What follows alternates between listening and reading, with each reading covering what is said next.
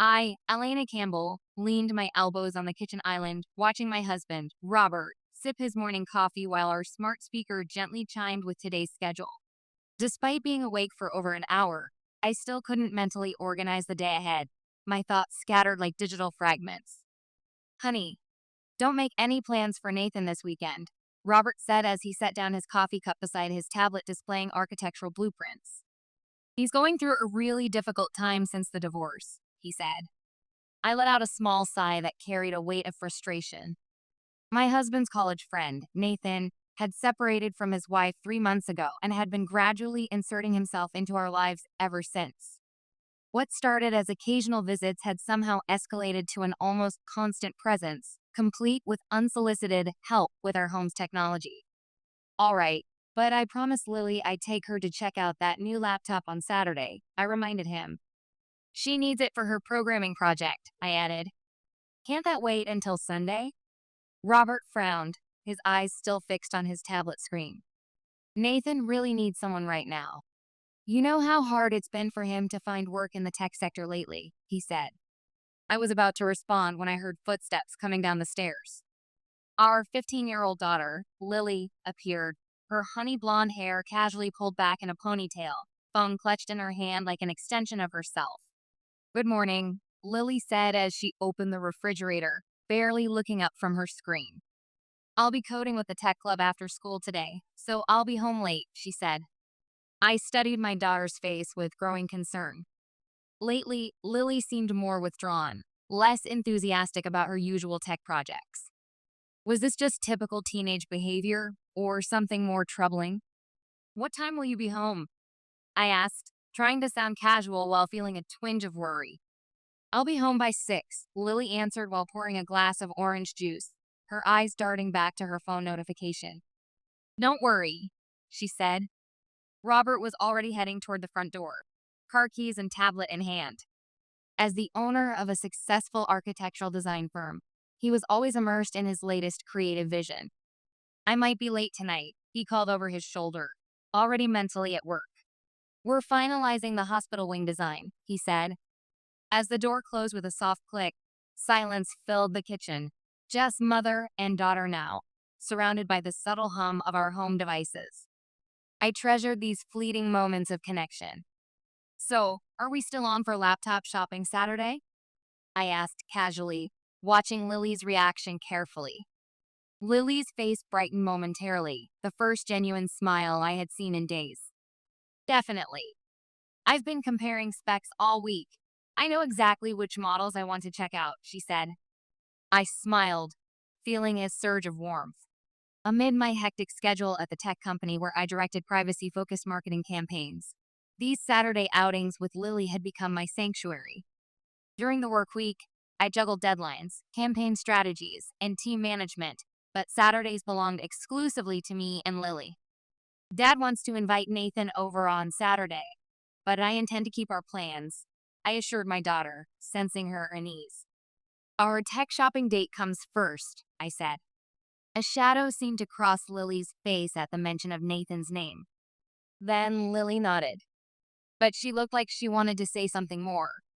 Her fingers tightened around her phone, but in the end, she remained silent and shouldered her backpack. I need to go. I'll be late for the coding competition prep, she said. I also began gathering my things quickly. I had an important digital privacy campaign presentation today at the tech firm. I work downtown, a 30-minute drive from our quiet Newton neighborhood outside Boston.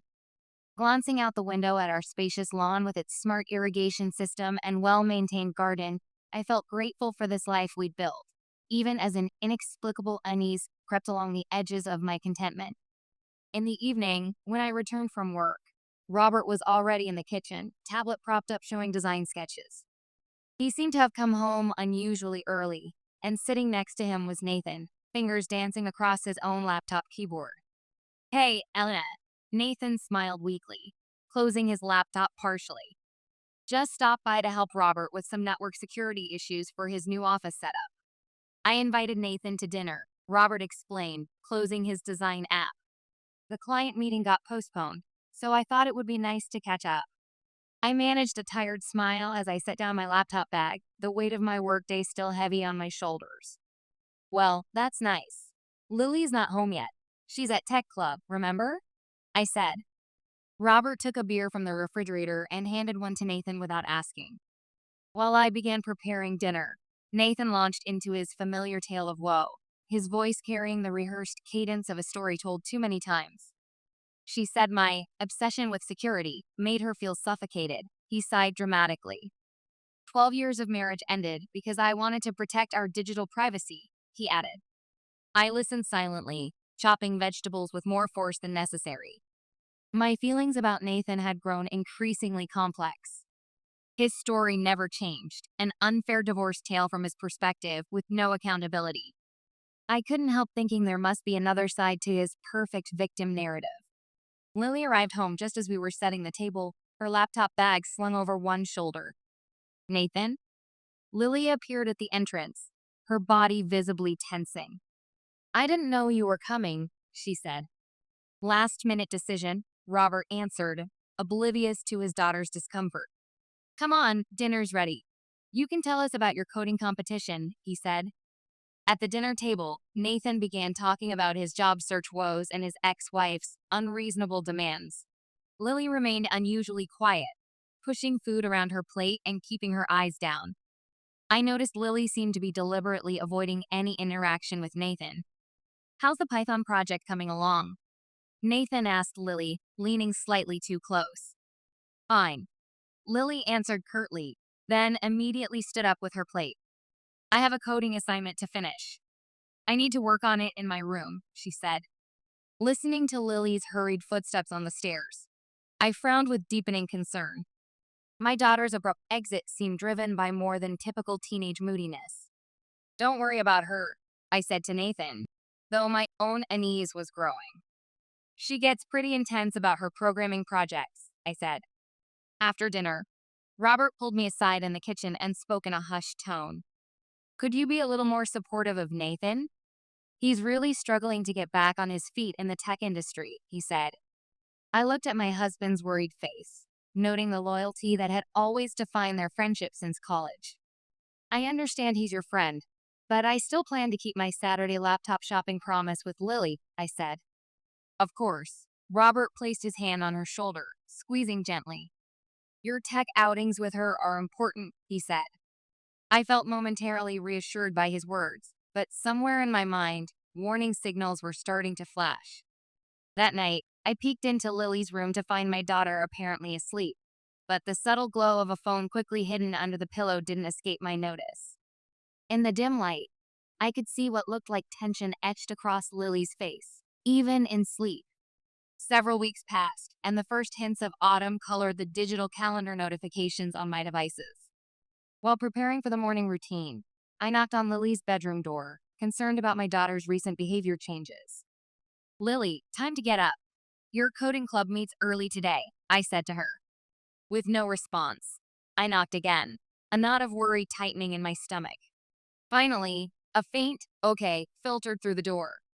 I frowned, my maternal instincts firing warning signals. My daughter, once so enthusiastic about morning coding sessions, had been noticeably withdrawn lately. For the past 2 weeks, Lily seemed reluctant to even touch her devices, a radical change for a girl who once lived for technology. When Lily finally came down to the kitchen, dark shadows underlined her eyes, making her look unnaturally pale in the glow of the phone displays. She reached for toast, but didn't take a bite, just stared at it while her phone repeatedly buzzed with notifications she seemed afraid to check. Are you feeling sick? I asked, my worry intensifying as I watched my daughter's uncharacteristic detachment from her phone. I'm fine, Lily answered curtly, finally glancing at her screen before her expression tensed visibly. Did something happen? You look upset about those messages, I pressed, trying to glimpse the screen. Nothing, Lily said too quickly, shoving her phone deep in her pocket and abandoning her untouched breakfast.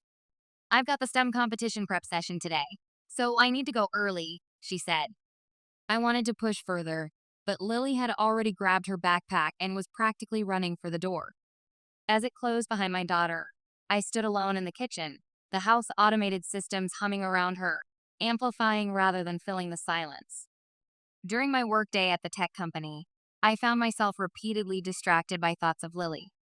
Last week, I'd received a concerning email from Lily's computer science teacher. Lily's coding project grades are declining significantly. She's stopped participating in online forums and group projects entirely.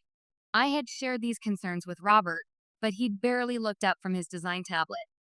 It's just a phase, he dismissed, swiping through blueprints. All teenagers get moody about school sometimes, he added. That evening, when I returned from work, I found Nathan sitting comfortably in our living room, his laptop connected to our home network, multiple windows open on his screen that he quickly minimized upon seeing me. Hey, Elena, Nathan smiled with unsettling familiarity. Robert's running late at the design firm. I let myself in with the smart lock code he gave me. I forced a tight smile, uncomfortable with how easily Nathan had accessed their home. Where's Lily? I asked. She hasn't come back yet, Nathan answered, his eyes returning to his screen while his fingers continued typing. Your home network needed some security updates. Could you bring me something to drink? Water with ice would be great, he said. Despite the irritation burning in my chest, I went to the kitchen, noting how Nathan had made himself completely at home, his belongings scattered across our coffee table. He kept talking about his job search in cybersecurity, but there was never any progress, just increasingly intimate knowledge of our home systems. Then my phone rang, Lily's name flashing on the screen. Mom, can I stay at Madison's house tonight? Her voice carried an unmistakable tension that sent alarm bells ringing in my mind. What about your coding project deadline? I asked. I finished everything, Lily answered too quickly, her voice unnaturally high. Are you sure everything's okay? You know you can talk to me about anything, right? I moved farther away from the living room, lowering my voice. Nothing's wrong. I just want to work on something with Madison. Lily's voice rose slightly, edged with desperation. Please? She said. I sighed, my concern mounting by the second. All right, but be home by tomorrow evening and keep your location sharing on, okay? I said. After hanging up, I turned to find Nathan watching me from the doorway, his interest in my conversation unsettling. How's Lily doing with her programming? He asked with an oddly specific interest. She's staying at a friend's house. She seems different lately, I said. I could check her devices for malware if you'd like, Nathan said. I couldn't hide my discomfort at his offer. I can handle our family's tech issues, but thanks, I said. Nathan's expression darkened, his eyes cooling. Aren't I practically family at this point? Robert and I go way back, he said.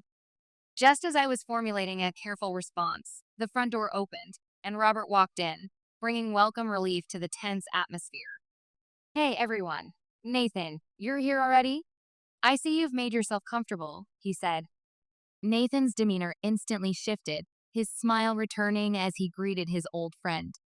That night in bed, I tried again to discuss my concerns with Robert. Lily's behavior is seriously worrying me. She's avoiding her devices, her grades are dropping, and she seems almost afraid to be home, I said. Robert answered with a dismissive yawn, his attention on his tablet until the last possible moment.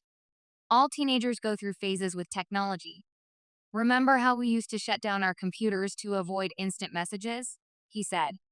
But this is different, I insisted, my marketing director's analytical mind cataloging the concerning patterns.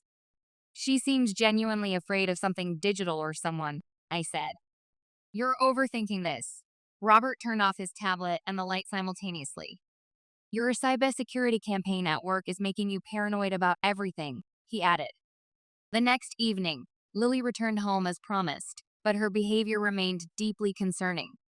She barely acknowledged our smart home's greeting system, keeping her head down as she rushed upstairs. I knocked gently on her door later, but the only response was a muffled, busy with coding homework, though I could hear no typing from inside. That Saturday morning, as I was making coffee while checking security updates on my tablet, Lily came rushing down the stairs, her phone clutched so tightly her knuckles were white. What's wrong? I asked, immediately noticing her daughter's distress. Nothing, Lily answered too quickly, but her hand was visibly trembling. A notification flashed across her phone screen, and I caught a glimpse of multiple message alerts before Lily hastily darkened the display and turned location services off with practiced movements. Lily, I said quietly, employing the same gentle tone I use when addressing anxious clients. If someone's bothering you online, you can talk to me. I deal with digital privacy issues every day at work, I said. Lily's eyes widened, and for a brief moment, she seemed ready to confide something important. However, the smart lock on the front door chimed its entry tone, and Nathan walked in unannounced, his laptop bag slung over his shoulder. Hey, everyone, he called with artificial cheerfulness that didn't reach his eyes. Beautiful morning for some system upgrades, isn't it? I brought some new security cameras for your smart home setup, he said. Lily's expression instantly transformed from vulnerability to rigid fear. She immediately stood up, clutching her phone against her chest like a shield. I'm going back to my room, she announced flatly, then practically ran up the stairs, the sound of her door locking echoing down the hallway. Nathan watched her retreat with a slight frown, his eyes lingering too long on the staircase. Teenagers and their devices, he commented, setting his laptop on the kitchen counter and opening it with practiced efficiency. So sensitive about their digital privacy these days. I went through a similar phase when I was first learning about network security, he said. I studied Nathan's face carefully, her marketing trained eye noting the disconnect between his friendly words and his calculating expression. His smile appeared perfectly constructed, but his eyes remained cold and observant, like cameras recording everything. Where's Robert? Nathan asked, already connecting his laptop to our home network without permission. He went to the office early to finish the hospital wing designs, I said. I see. Nathan looked around the kitchen, his gaze lingering on me in a way that made me skin crawl. Just the two of us then? Perfect timing. I've been wanting to show you some interesting things I found on your network, he said. Something in his tone triggered my internal alarm system. Every instinct from years of digital marketing and privacy work screamed danger. I stood up abruptly, reaching for my phone. I need to prepare for a conference call with the New York office, I said. It's Saturday today, Nathan said, his voice hardening as he moved between me and the doorway. Your company doesn't have weekend calls scheduled. I checked your shared calendar, he said. I felt a cold rush of fear at this admission of surveillance. Well, I have some urgent privacy campaign materials to review, I counted, trying to maintain composure. As I attempted to step around him toward the stairs, Nathan grabbed my wrist, my fingers pressing into her skin. Elena, I need to talk to you about what I've discovered about your online activities, he said. At that precise moment, Lily called from the top of the stairs, her voice thin with controlled panic. Mom? She said. Nathan immediately released my wrist, stepping back with fluid casualness. I turned toward my daughter, noting with growing alarm how pale Lily looked, her eyes darting between me and Nathan. What is it, honey? I asked. Lily hesitated, clearly improvising. You promised we go laptop shopping this weekend for my coding project. Could we go today? The tech store has that special demo I wanted to see, she said. I looked between Nathan's controlled expression and Lily's desperate eyes, comprehension dawning like a terrible sunrise. Something was definitely happening beneath the surface of their digital lives. I didn't yet understand the full picture, but my daughter's fear was real and undeniable. Of course, I said with forced lightness, already reaching for my car keys and password-protected tablet. Get your research notes together, and we'll leave in 30 minutes, I said. My sedan entered the crowded Galleria Mall parking complex on Saturday afternoon. After searching briefly, I found a spot near Tech World, deliberately avoiding the underground garage. I glanced worriedly at Lily, who kept switching her phone between airplane mode and active status. Are you okay? I asked as I parked. Yes, Lily answered tersely, scanning the lot while gripping her phone tightly. Inside the mall's bright, security camera monitored interior, Lily relaxed slightly. After a quick lunch, we headed to Tech World where Lily examined laptops with enhanced security features. I noticed her asking unusually specific questions about firewalls and VPNs. For a moment, comparing computers felt normal, our usual tech shopping ritual. But I couldn't ignore how Lily's eyes darted nervously with each notification, constantly checking exits and scanning faces. When needing the restroom, Lily asked with unexpected vulnerability, "Come with me." This triggered my concern. Her independent daughter never requested such accompaniment. "Is something worrying you?" I asked carefully. "Just tired from coding," Lily replied unconvincingly. "You've been acting different around your devices lately. Did something happen online?" I pressed gently. Lily started to speak, but her phone vibrated. Checking it, her face paled instantly. "Let's buy this one and leave," she said abruptly, closing the laptop. "Don't you want to check other models?" I asked, confused. "Please." "Mom," Lily's voice carried unmistakable urgency. "This one's perfect. And I'm feeling anxious in these crowds," she said. After completing the purchase, we headed toward the exit, Lily clutching her new laptop and phone tightly. "Lily, slow down. What's frightening you?" I asked, struggling to keep pace. "I just need to get to the car. Please trust me," Lily replied without turning back. Outside, I momentarily lost orientation in the vast lot. "Where did we park?" I said. "Over there, row to 4, Lily pointed, suddenly freezing as her phone vibrated. "Let's hurry. Turn off your Wi-Fi and Bluetooth now," she whispered urgently. At the car, Lily practically dove inside, shouting, "Turn off your phone. Everything. He's tracking our digital footprints." I disabled all connections as requested, bewildered by Lily's panic. "Look over there." Lily pointed, trembling toward the service entrance. Through the rows of cars, I spotted Nathan with a specialized tablet, antennas attached, clearly tracking something us. "That's Nathan? What's he doing?" I whispered in disbelief. "He's been stalking us digitally for months. Our phones, laptops, everything," Lily explained through tears. "He installed tracking software when he fixed our devices," she said. Nathan suddenly looked up, locking eyes with us. He rushed toward our car with alarming determination. I started the engine with shaking hands as Nathan approached rapidly. He positioned himself before our vehicle, tapping the windshield with his device. "I need to explain about your network security," he mouthed with a disturbing smile. "Mom, help. He sees everything we do online." Lily's voice was thin with terror. I swerved around Nathan and accelerated toward the exit. In the mirror, I saw him running after us, face contorted with rage. As we escaped into the open street, I finally exhaled. "I'm so sorry, Mom," Lily sobbed. "I should have told you sooner," she said. I pulled into a small strip mall and turned to my trembling daughter. "What's happening, Lily?" "I need to understand everything," I said. Lily wiped her tears, still clutching her power-down phone. "He's been digitally stalking us," she explained. "First, he appeared at my coding competitions randomly. Then he started commenting on my private GitHub repositories and mentioning photos I never shared," Lily explained. "When did this begin?" I asked, horror spreading through me. "2 months ago. When Dad asked him to upgrade our network security, he installed backdoors to everything, our phones, laptops, the smart home system," she said.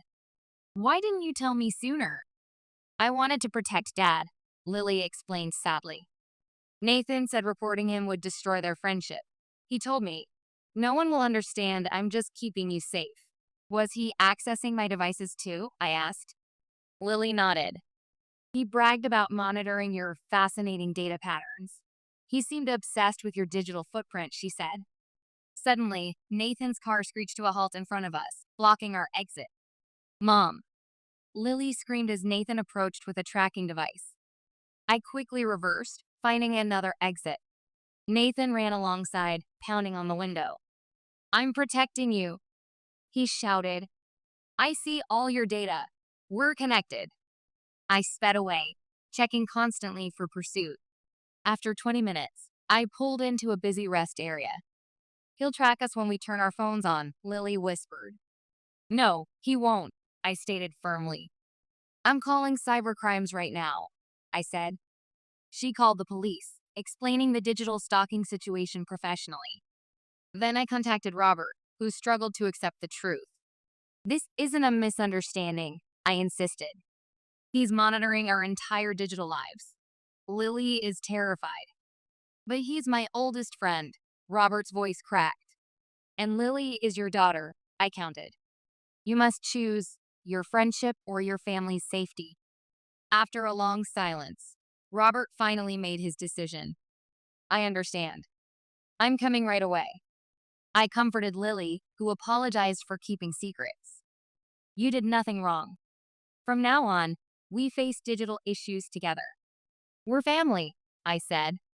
As I prepared for the challenges ahead, one thing was certain. I would never again allow anyone to compromise our family's boundaries. 6 months later, on a bright spring afternoon, my car drove through the tree-lined streets of Newton, Massachusetts. In the passenger seat, Lily watched the scenery through her new augmented reality glasses, her expression calm and focused. How was your session with Dr. Carter? I asked. Really productive, Lily smiled, removing her R glasses. Dr. Carter says my digital confidence is showing remarkable recovery. We worked on some advanced privacy settings today. Since that frightening day, our lives had transformed completely. The cybercrimes unit had seized Nathan's equipment, discovering an elaborate digital surveillance network documenting our family's online existence. Following a thorough investigation, the court issued restraining orders, and Nathan was diagnosed with a technological variant of delusional disorder, now under court-mandated treatment. Dad sent a message. I showed Lily my secure messaging app. He's cooking tonight and wants to know if we should pick up extra firewall protection, I said. Lily laughed at our new family joke. His digital security skills are improving, but his cooking is still hopeless. Robert had struggled with his friend's betrayal, but we'd all grown through specialized counseling for digital stalking victims. Did you tell Dad about the cybersecurity scholarship yet? Lily asked. Not yet. I smiled with pride.